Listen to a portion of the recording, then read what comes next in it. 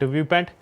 భారతదేశం తీవ్రమైన వడగాల్పులతోటి అల్లాడుతున్న వేళ ఒక అసాధారణ అపూర్వమైన రికార్డు నమోదైంది. ఏప్రిల్ 27వ తేదీన ప్రపంచవ్యాప్తంగా అత్యధిక ఉష్ణోగ్రతలు నమోదైన టాప్ 50 నగరాలు అన్నీ భారత్లోనే ఉండడం తీవ్ర ఆందోళన కలిగిస్తుంది. గాలి నాణ్యత వాతావరణ పర్యవేక్షణ సంస్థ AQI.in ఈ షాకింగ్ డేటాను విడుదల చేస్తుంది. ఆధునిక కాలంలో ఇలాంటి ఘటనకు ఆధారాలు లేవని, ఇది సాధారణ ఏప్రిల్ కాదు అని ఆ సంస్థ స్పష్టం చేసింది.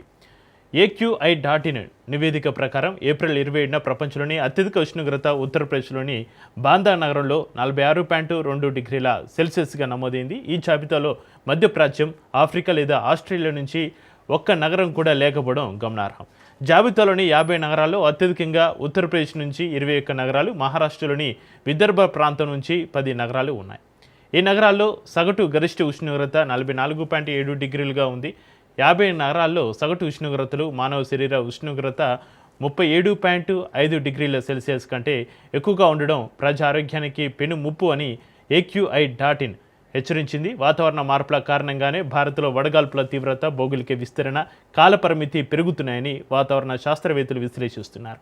ఈ ఘటన వాతావరణ మార్పుల తీవ్రతకు, భారత్పై దాని ప్రభావానికి ఒక స్పష్టమైన హెచ్చరికగా నిపుణులు భావిస్తున్నారు.